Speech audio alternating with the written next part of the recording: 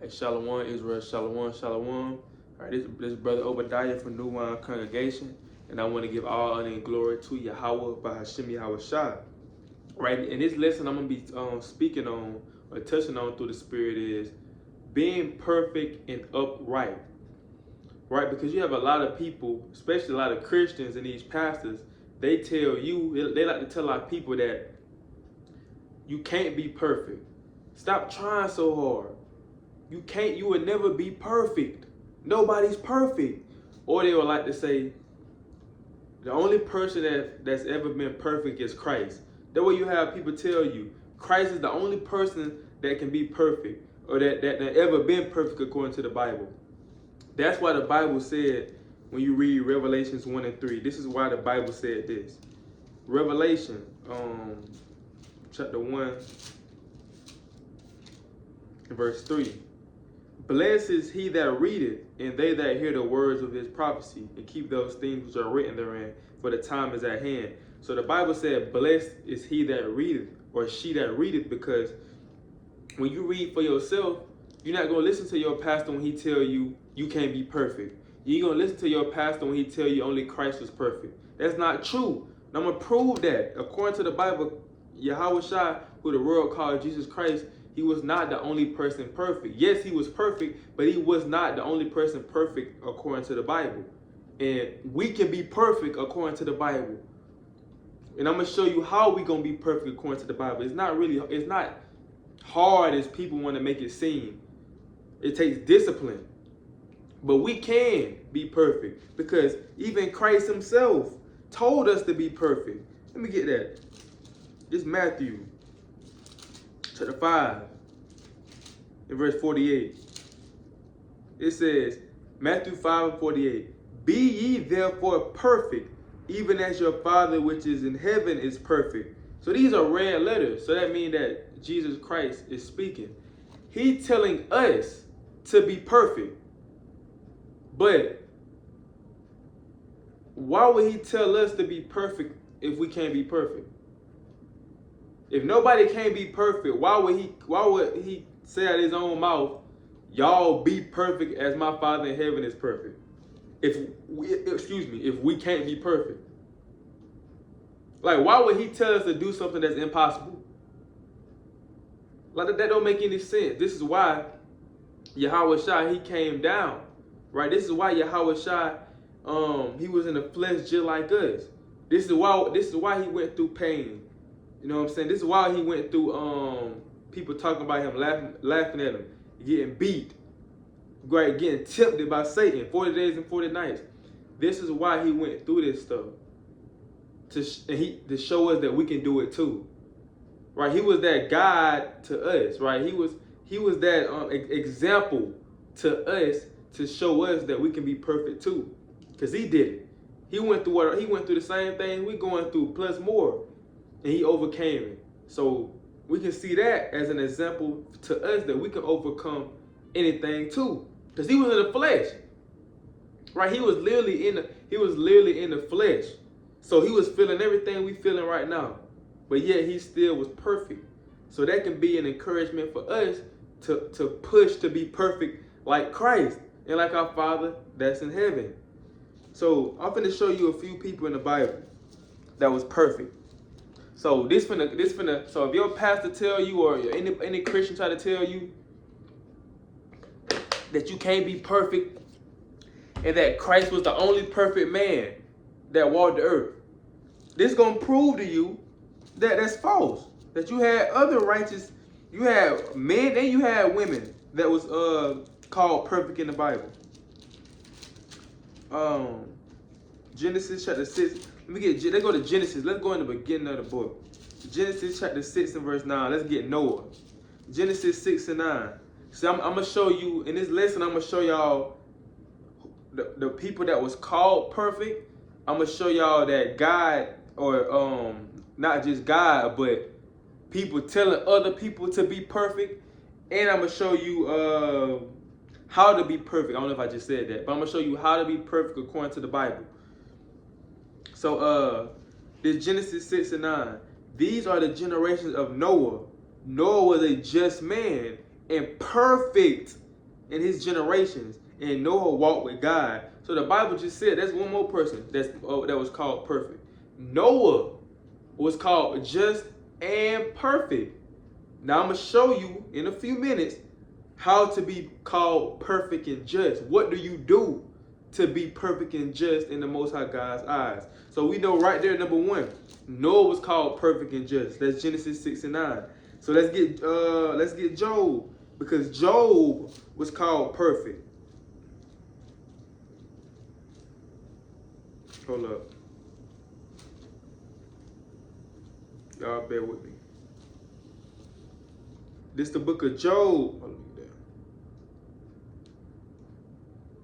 This is the book of Job, chapter 1. You can start at verse 1. It says, there was a man in the land of Uz whose name was Job, and that man was perfect. So the Bible just said Job was perfect and upright, and one that feareth God and escheweth, I might say that wrong, escheweth evil. So he basically escaped evil. Like he didn't let evil. Basically, when evil came, he basically dipped out. That's why Job, I want to say Job 31 and 31, said he made a covenant with his eyes. Why then should you look upon a maid? So Job made a covenant. I think is that Job 31 and 1 or Job 31 and 31? Let me see. Job 31 and, hold on, let me see, let me get that. I think it's Job 31 and, might be 31 and 1. No, 31 and 31, I think. Is it? No, it ain't none of them. Hold up, what that is? Made a covenant with my eyes. Oh, it is 31 and, it is 31, Job 31 and 1. He said, I made a covenant with my eyes. Why then should I think upon a maid? So Job, he made a covenant with his eyes. So he was very careful with the things that he looked at. Right? He turned his head when he seen madness, when the women were just half naked, or when he seen some sin, temptation, he turned his eyes. So Job, he fled from evil, right? He fled from wickedness. So actually when you read that, it says he was perfect and upright and one that feared God and escheweth evil. So that's two ways. It really explains two ways on how to be perfect and upright. He feared God and he fled from wickedness. So when you fearing God and when you fear God and you flee from wickedness, that part of you can be that's part of you being perfect right there. Because fearing God is what? Keeping the if you fear the Most High God, you're gonna keep His commandments, right? If you fear the Most High God, you're gonna flee from wickedness. You're gonna run from we're gonna run from persecution, right? You're gonna flee from wickedness. You're gonna flee from sin, like as a serpent. As a serpent coming, if you see a snake, you're gonna flee from that snake. You're not gonna sit there and let the snake bite you. You're gonna flee from the snake. So that's the way of being perfect too, is being disciplined and fleeing from sin. And you're making a covenant with your eyes. That's why Job was called perfect and upright. So Job was perfect. So let's see some more people. Let's see two more people that was perfect. When you read the book of Luke,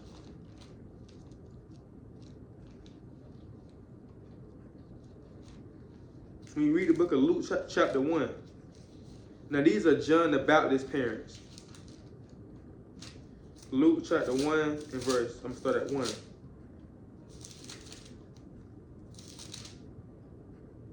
It says, no, I'm gonna start at Luke 1 and I'm gonna start at 5. Luke 1 and 5.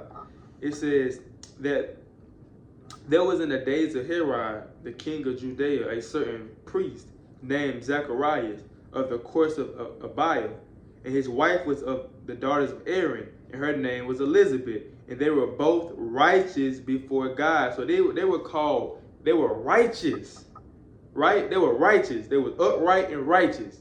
So what was they doing to be called righteous? Because that's don't take that lightly. To be called righteous, that's a mighty thing. All of us in this truth should want to be righteous and perfect and upright. So what was they doing to be called righteous? walking in all the commandments and ordinances of the Lord blameless. So they was blameless. So don't think that Christ was the only one. Christ was that example, man. He was that example to us to show us that we can do it too. It said John the Baptist's parents they kept the commandments and was blameless. They was keeping the feast days, right? They was keeping the Sabbath days. They was wearing their fringes, right? They wasn't getting tattoos. They was keeping the law perfectly, blameless. They loved their neighbors. They loved themselves. Right, they was giving charity and giving alms.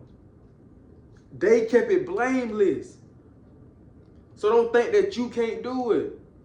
Don't think, well, dang, it's too hard. That's what pastors tell our people. They tell our people it's too hard. Nobody can do it, and that basically give people a license to sin, because they be like, well, nobody's perfect, so they go do whatever they want to do. But the Lord said He gave no man or woman license to sin. Let me get that.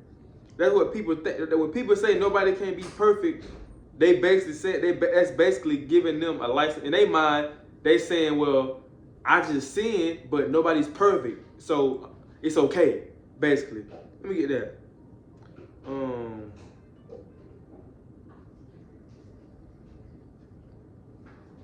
This is the book of Sirach 15 and 20 in the Apocrypha. He hath commanded no man to do wickedly, neither hath he given any man license to sin. So he never gave nobody license to sin. But when a pastor going around and say that nobody can be perfect, and that Christ was the only person perfect, he's not giving our people hope. He is supposed to be saying, he's supposed to be telling our people to keep the commandments and strive for perfection. But when he's telling the people nobody can be perfect, and when he's telling the people you ain't got to keep the laws and commandments, I'm finna show y'all how bad that is. I'm finna show y'all by when your pastor and these Christians telling you that you don't got to keep the law and the commandments no more, that's done away with, they're stopping you from being perfect. I'm going to prove that. When they say that you don't have to keep the commandments and law no more, they stopping you from being perfect. And you're going to see why I'm saying that when I continue on this lesson. That's why keeping the laws and commandments is very, very, very important, because that shows you how to be perfect, and that makes you perfect by keeping the laws and commandments of God. We just read how Zacharias and Elizabeth, John the Baptist's parents, they were called righteous by keeping the commandments. So why? And this in the New Testament. So why would we not? Why do we say we don't have to keep the commandments? You don't have to keep the law, but the law and the commandments is what make you righteous. It just made John the Baptist's parents righteous by keeping the commandments. So why would people say that we don't have to keep the commandments no more if we all trying to be righteous? It don't make sense, man. Somebody make it make sense to me, right? So they was righteous, right? Now check this out. Let's go back to Genesis. Let's go to our forefather Abraham. This was before he was Abraham. He was Abraham. How you say it? Abraham? Before he was called Abraham. Abram. He was Abram. Genesis 17. Genesis 17, verse 1. And when Abraham was 90 years old and 9, so Abraham was 99 years old. He was an elder around this time. The Lord appeared to Abram and said unto him, I am the Almighty God. So the Lord, this is the Most High God. He's appearing to our forefather Abram, and he said, I am the Almighty God. Walk before me and be thou perfect.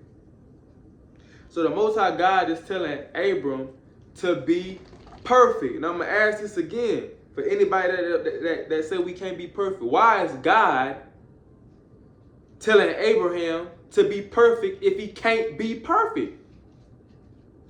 Why did Yahweh Shai in the book of Matthew chapter 5 and verse 48, why did he tell us to be perfect if we can't be perfect?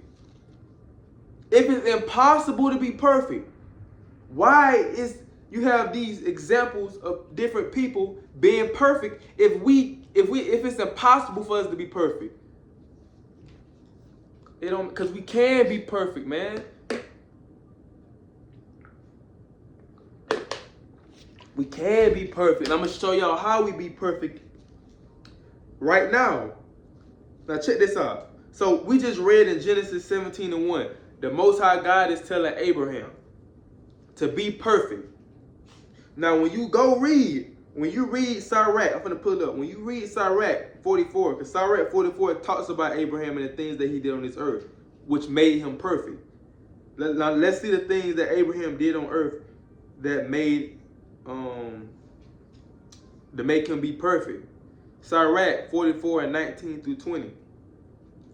Abraham was a great father of many people. In glory was there none like unto him, who kept the law of the Most High and was in covenant with him. He established the covenant in his flesh, and when he was proved, he was found faithful. So Abraham kept the laws of God. So he listened to God. When God told him to be perfect, how do you be perfect? When you read Sirach 44, Abraham, it say he kept the law. That's what makes us perfect, by keeping the laws of God. I got some more scriptures on that to prove that though. But let me get this one first. I'm going to prove furthermore that the law and the commandments is what keeps or makes us perfect. This 1 Corinthians. I said 1 Corinthians. 1 Chronicles. Chapter 28 and verse 9. This is going into David talking to King Solomon. 1 Corinthians 28 and 9. And thou Solomon, my son, this is King David speaking to Solomon. And thou Solomon, my son, know thou the God of thy father, and serve him with a perfect heart and with a willing mind. For the Lord searches all hearts and understandeth all the imagination of the thoughts. If thou seek him, he will be found of thee. But if thou forsake him, he will cast thee off forever. So David told his son Solomon to serve the Lord with a perfect heart and with a willing mind. Now you know your heart is your mind. So King David is telling his son Solomon to serve the Lord perfectly. Now why would David tell his son to serve the Lord perfect if it's impossible? If Christ's the only person that can do it? Why is that? This is something to truly think about, man. We have the power. The Lord said, if you truly think about this, man, even on a deeper level, like if you truly think about this, Yahweh Shai, who the world calls Jesus Christ, he gave his men, right, powers. What the scripture said. And I'm gonna say this humbly, but it's the truth though. And a lot of people don't think about this. A lot of our people don't think about this. I'm gonna say it. I'm gonna read this first. I'm gonna say it.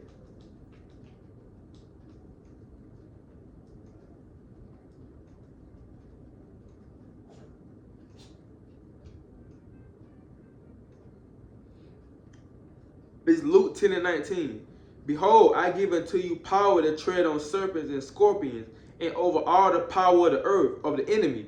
Of the enemy, and nothing shall by any means hurt you. So we got that power, bruh. We have that power, because Christ gave them his men, or Yahweh, God gave the men power to heal like Christ. Christ wasn't the only one healing, right? His disciples was doing that same thing too. So that shows you through the spirit and power. Y'all listen to me closely. Through the spirit and power of Yahweh and Yahweh Shai, we got the power to do what Christ did, and to be like Christ. We have that blood, we have that spirit in us to be like Christ. The disciples were literally healing and doing things, everything that Christ was doing, because he was their leader, he was their example, he was the example to them, to show them that you can do it. If you have faith, right? If you keep these commandments, you can do what I do. So it's the same thing with us. If they was healing and things like that back then, and Christ was was around Christ, right? And Christ was perfect. What make you think that we can't be perfect and do those same things that our foremothers and forefathers were doing in this Bible? It just said in Luke 10:19, he gave us power to tread upon serpents. So we got that same power that Christ had, man. It's in us, right? He in us. The kingdom is within us. We got that same power, man. He the king. Like I said, he was that example to us to show us that we can do it. He was that example to us to show us that we can be perfect. We can be blameless if we truly put our minds to it and truly keep the commandments and have faith and truly love the Messiah and the Father. He showed us that we can do what he did. Right? He showed us that, and that's deep, man. That's deep. So when people say, hey, Christ was the only person that was perfect, he the only person that can be perfect. No. Don't gotta be like Christ. The Bible, if you, brothers and sisters, if you study Christ, Yahweh Shai, if you study him and do what he did in this Bible, and literally like do exactly what he did in this Bible, he fled from sin, he was humble, he was patient, he loved his people, he gave alms, he kept the commandments. Don't y'all understand? If you do the same thing that Christ did and these other people that was called perfect in this Bible, you will be perfect. We'll be perfect. If we study and follow Christ's footsteps, we can be perfect too. Think about that, man. That's deep. That's real though. And I'm not saying that we on Yahweh Shai level. We'll never be on his level. Even in the kingdom of heaven, he the king. He gonna be over us. But what I'm saying is, even Yahweh Shai knew he was that example to us to show us that we can be perfect like him. Right? We can do miracles like him. He gonna always have that rank as being king, right? And being a son of God. But he just showing us that we can do it too. He our brother. We in the flesh just like him, like he was. Things that he overcome and overcame, we can do it too. Don't think he didn't feel pain. Don't think he didn't get migraine headaches. Don't think he didn't his feet didn't get sore, his back didn't hurt. Don't think that he was in the flesh. But yet he overcame. So we go through those same things in the flesh too. So that's encouragement for us, because we can do it too if he did it. So so David told Solomon basically to be perfect. We shouldn't be telling people you can't be perfect. Just no. It's okay. You won't never be perfect. That's why Jesus died. So because he know you won't be perfect. That's madness. You have people saying that, man. Christians saying that Jesus died because he know that you will never be perfect. He came on this earth to show us that we could be perfect. So we should be telling our people, we should be telling our kids, like David was telling his son, we should be telling our kids to try to be perfect, to push for perfection, to push to be blameless, to push to be upright. We're supposed to be telling our people that our brothers, our wives, our kids, we're supposed to be telling them to be perfect. Don't settle for just little. Don't settle for just being average. Push to be perfect. Try your best to keep these commandments without being blameless. Try not to break none of these commandments the commandments that you know. Right? Study the law. Don't try your best not to break none of these commandments. Right? Keep the faith in Yahweh Shai. Keep the fruits of the Spirit. Give charity. Give alms. That's what's going to make you perfect. Be sincere. Circumcise your heart. That's what's going to make you perfect. Because that's how Christ was. So, check this out. Let's go to the mighty book of Psalms. It said 2 times in Psalms to be perfect, or you can be perfect. Now, before I get that one, I'm going to get Psalms 19:7 real quick. Let's get Psalms 19 and 7. This is the book of Psalms. Okay, this is the book of Psalms, chapter 19.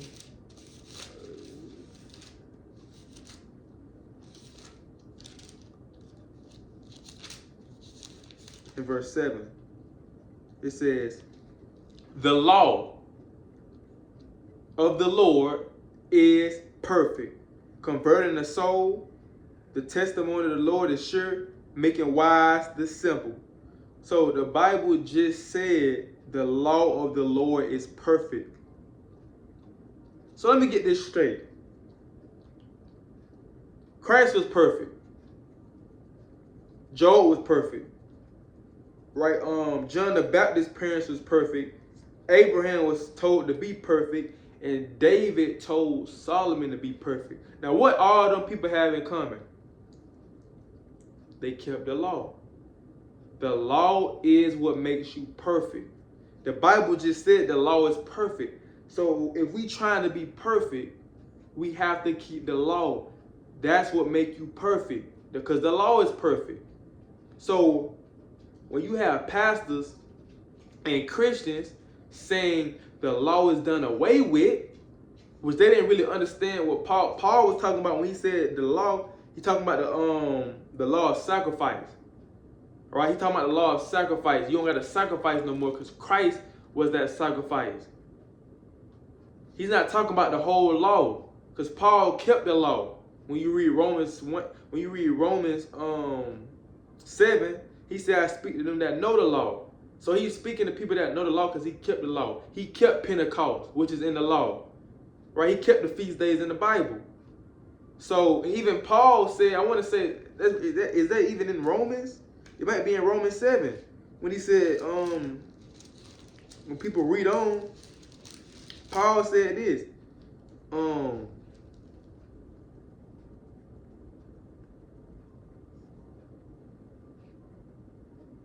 Romans 7 and 22.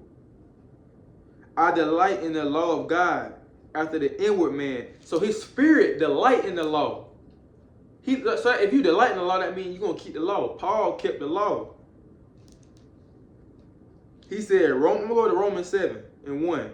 Know ye not, brethren, for I speak to them that know the law, how that the law has dominion over a man as long as he liveth. So the law, Paul is saying, the law have dominion over you as long as you live. So while you got breath in your lungs, you need to be keeping the commandments. So, Psalms 19 and 7 just said, the law of the Lord is perfect. The law of the Lord is perfect. So that's what makes you perfect. That's what these men and women were called perfect in the Bible, by keeping the law. That's why David was telling Solomon to be perfect, because he know he can keep the law. That's why the Lord told Abraham to be walk perfectly, because he know he's supposed to keep the law. He know he's gonna keep the law, the commandments. That's what make you perfect, man. Now check this out, Psalm 37:37. So when you have pastors saying, or Christians saying you ain't got to keep the law no more, it's done away with, they stopping your chances from being perfect. They stopping you from trying to be perfect when they tell you you ain't got to keep the law no more. You ain't got to keep the commandments. That's stopping you from being perfect and walking like Christ. That's stopping you from even having a shot at being perfect, because they saying you ain't got to keep the commandments, which make you perfect. This Psalm 37 and 37. It says, mark the perfect man, and behold the upright, for the end of that man is peace. So the Bible just said, mark the perfect man, meaning keep an eye on that guy. Put him in the book of life. We're gonna mark that man. Mark him, keep up with him, and give him the kingdom of heaven. It says, mark the perfect man, behold the upright, for the end of that man is peace. So what's that peace that it's talking about when it said the end of the perfect man and upright man is peace? What is that peace it's talking about? The kingdom of heaven. That's going to be that everlasting peace. So in order for you to get that everlasting life and peace, you have to be marked. And how you be marked? By being perfect and upright. Striving to be perfect and upright. But how do you be perfect and upright? By keeping the law. So when people say you don't got to keep the law no more, how are you going to be perfect and how are you going to get the kingdom of heaven? How are you going to get the kingdom of heaven if you don't keep the law?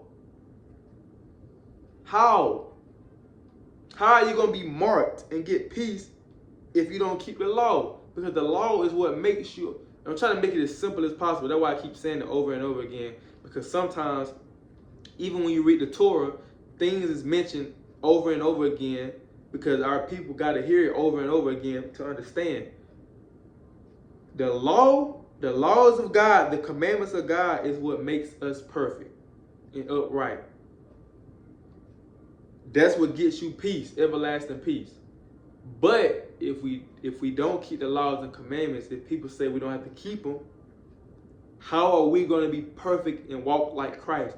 How are we going to get everlasting peace and be upright if we don't keep God's commandments, which makes us perfect? Let's get 1 Kings.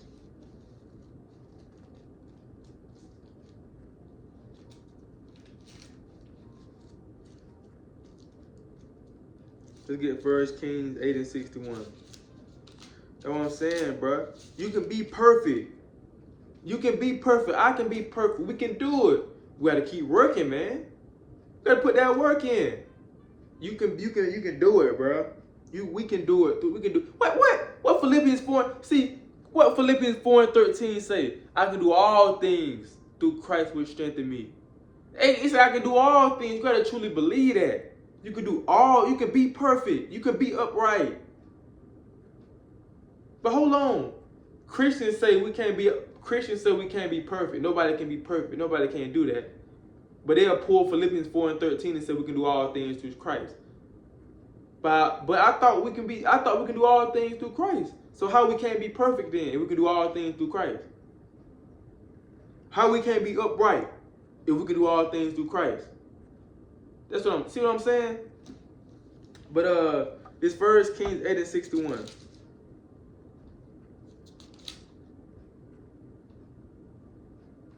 Let your heart therefore be perfect with the Lord our God, to walk in his statutes and to keep his commandments at this. Bruh, let me read this again. 1 Kings 8 and 61. Let your heart therefore be perfect with the Lord our God. So we gotta let our heart, our mind be perfect in the Most High God. That's why I was saying the scriptures say you gotta circumcise your heart, man. Your inner man. Make sure your inner man is right. It said, let your heart therefore be perfect with the Lord our God, to walk in his statutes and to keep his commandments as in this day. So that shows you again that being perfect, having a perfect heart, walking in perfection is keeping the statutes and commandments of God. Come on, bruh. Come on, bruh. Again, Matthew 5 and 48, Christ said, be ye perfect. Why would he say to be something that you can't? Why? That don't make no sense. How you gonna tell me to be perfect and I can't be perfect? How you gonna tell me to be perfect? How you gonna tell me to be perfect? It's impossible to be perfect. See what I'm saying? You should think about that, man. That's how we know. This is how we know that what I finna say? You have people saying that he wasn't what I finna say, man. God willing, the most I put it on my spirit. All right, give me a few seconds. I'm trying to figure out what I was going to say.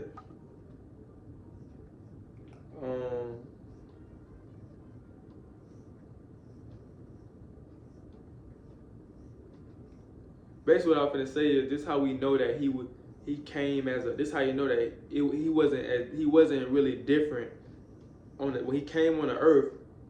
This how you know he didn't come, with no supernatural powers or things like that. He wasn't really showing all that. He came just like us, humbly he came from the up there with the Father, from the right hand of the Father. He came down in the flesh to show us that we can do it. That's why he came in the flesh. He wasn't gonna tell us to be perfect if he never walked in the flesh. See, this is a big reason why he came in the flesh. We know he came to die for our sins and things like that. But another reason too is he know that we as Israel, as the chosen people of God, we like to see stuff. We have to see stuff to really believe it. He came in the flesh to show us that we can do it. But it wouldn't make sense for him to say, for us to be perfect, if he never came down in the flesh. He never knew what we was going through, right? He never was in the flesh. But now, since he came in the flesh and he showed us we can be perfect, we can't say, well, how he gonna tell us to be perfect if he not in our shoes? We can't say that because he did come down low like us and got in our shoes and overcame sin. We don't have no excuse because he showed us that we can do it even when we're in the flesh. He showed us. He was that example. You know what I'm saying? So we can do it, man. I got 3 more verses, man. I got 3 more verses. 3 more verses. Y'all bear with me.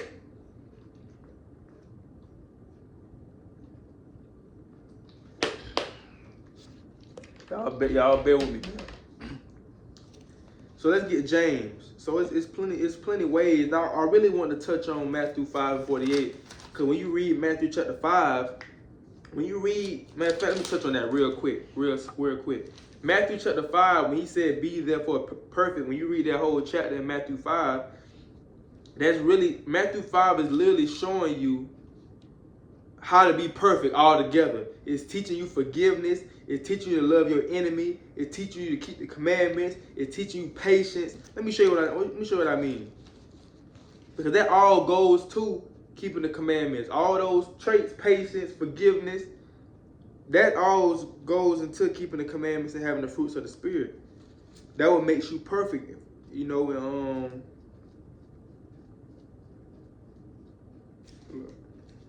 Matthew.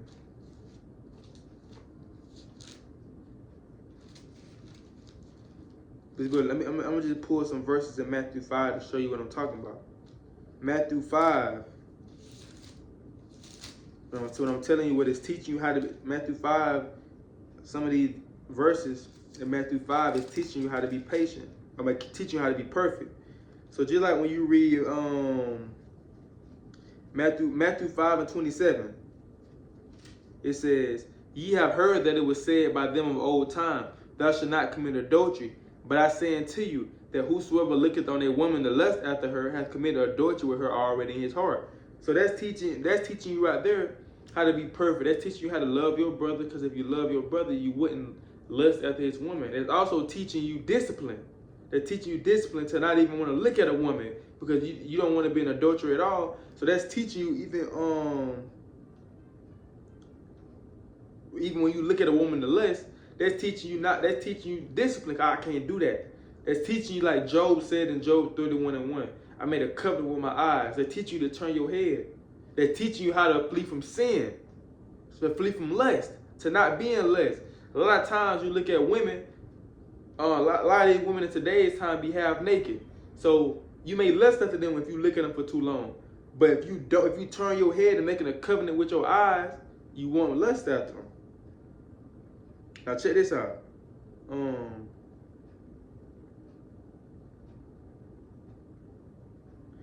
Verse 29. "If thy right eye offend thee, pluck it out and cast it from thee. For it is profitable for thee that one of thy members should perish, and not that thy whole body should be cast to hell. If thy right hand offend thee, cut it off and cast it from thee. For it is profitable for thee that one of thy members should perish, and not that the whole body should be cast to hell." So that's teaching you discipline. You have to have discipline. Right? You have to have discipline in this truth. You have to have discipline, because discipline is a part of perfection. Because you gotta know what's distracting you from the Most High. you gotta know what's distracting you from being perfect. You gotta know, well, dang, social media distracted me. I gotta cut that off. I be on my phone a lot. I gotta cut that off. I love money too much. I idolize money. I gotta stop doing that. I gotta cut that off. That's teaching you how to be disciplined. That cause you being disciplined, you cutting that off. So,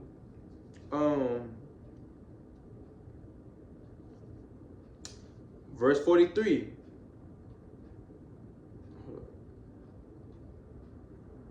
Let me see.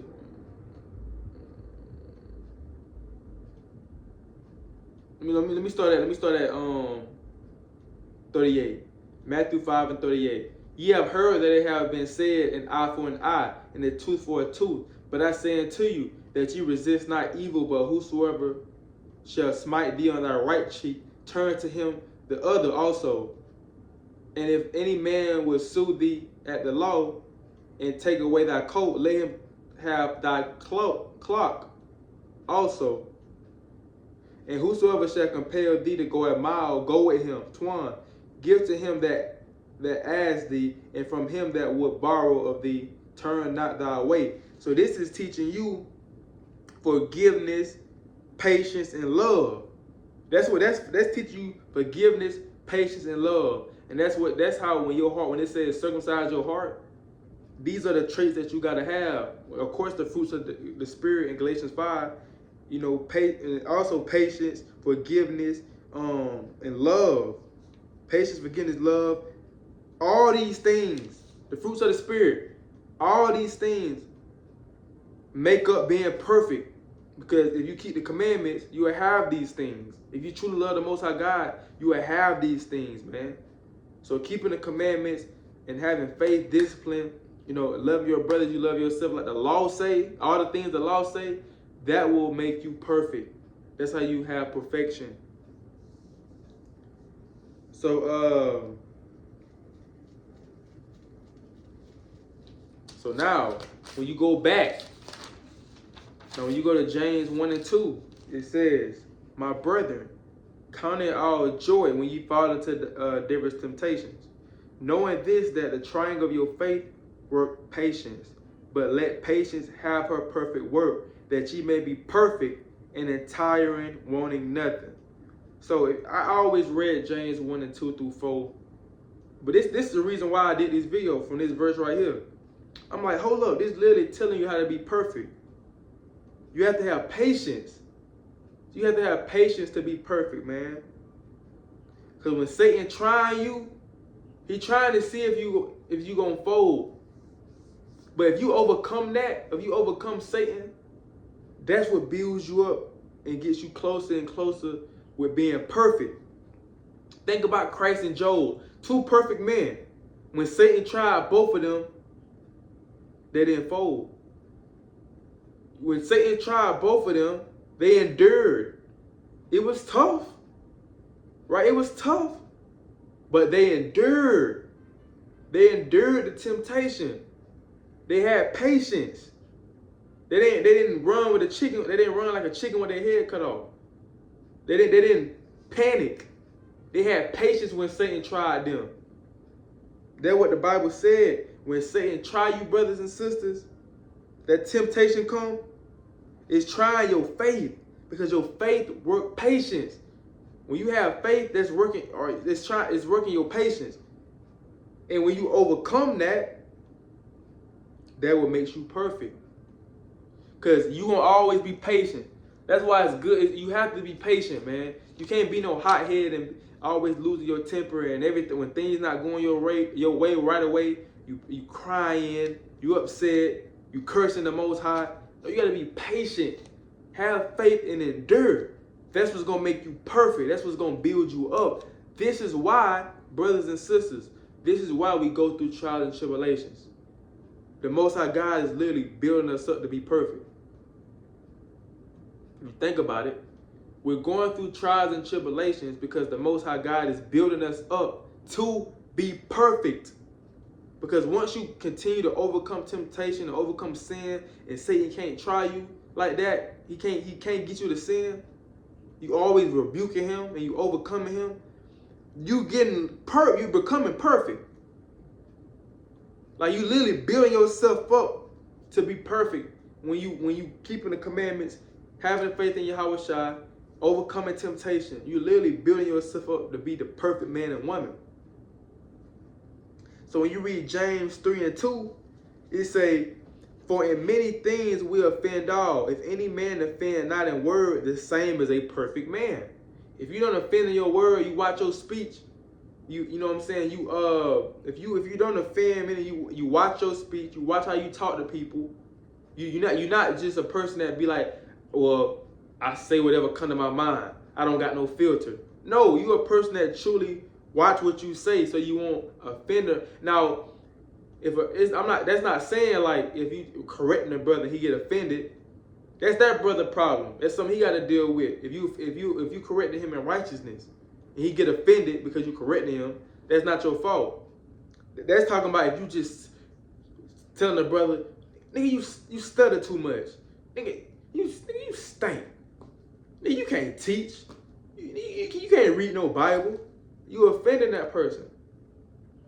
But if you never offend, like if you work on that, brothers and sisters, working on how you speak to people, and you never really offended nobody, that's how you become perfect too. That what makes you perfect is where all these things go together. And what they go back to, keeping the law. The law teach you how to treat your brother so you won't offend your brother, to be perfect.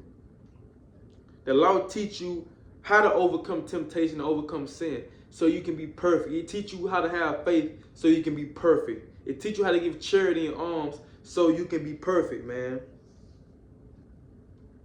Colossians 3:14. And above all these things, put on charity, which is the bond of perfection. Charity is the bond of perfection, giving alms, helping brothers and sisters out in need, reading them scriptures when your brothers and sisters down, being there for them, going out there street teaching. That's an act of giving charity, because we giving the word to our people. It don't always have to be money. That's perfection. Everything that I read to y'all is perfection. All you brothers and sisters, we can do it, bro. We can do it through the spirit and power of Yahweh Shema Shai. So stop counting yourself short and stop feeling like, well, I would never be perfect. I would never be all right. I wouldn't go around, I would push to be perfect. But Lord willing, you won't never hear it in my mouth say I'm perfect, because there's so much stuff I'm still learning, and I still gotta work on. But we gotta push every single day to be perfect, man. We gotta, because we can do it.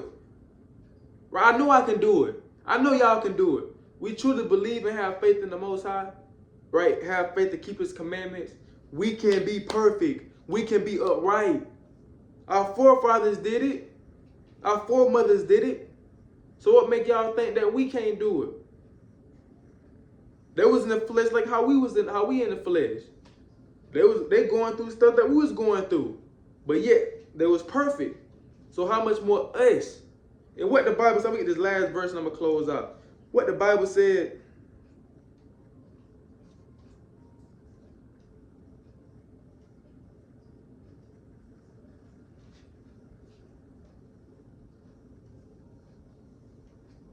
But Lord willing, I believe.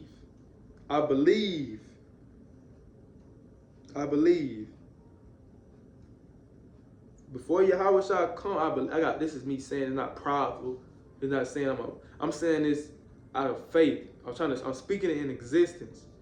I have faith that before Yahweh shall come back, I'm gonna reach perfection, man. That should be the goal for every last brother and sister. Before Yahweh shall come back, you want to reach perfection. You want to be the best at this, right? You want to be the best. Not no competition with your brothers and sisters, but a competition with yourself. Overcome yourself, right? So not to overcome yourself, but to overcome sin. It says, Romans 15:4. For whatsoever things were written aforetime were written for our learning, that we through patience and comfort of the scriptures might have hope. So you say patience again, and comfort of the scriptures might have hope. So the Bible is written for our learning sake. So when you read about brothers and sisters being perfect, we read that and we should be like, oh dang, so and so is perfect. I'm gonna push to be perfect. I can do that. So and so is a Nazarite. I can do that. So and so is out there teaching. I can do that. This is supposed to be our example, our learning tool, right? To be like Christ, to be like Yahweh Shai. Right, so Lord, when this video is edifying, man, just to show brothers and sisters that you can be perfect. Don't let your pastor, don't let none of these Christians or anybody tell you that you can't be perfect, and don't let them tell you that Yahweh Shai was the only person that was perfect. No, he wasn't. So if Christ did it and our foremothers and forefathers did it, we can do it as well too. Right, so with that, I want to give all honor and glory to Yahweh by Hashem Yahweh Shai, and I say Shalom, Kwame Yasharala.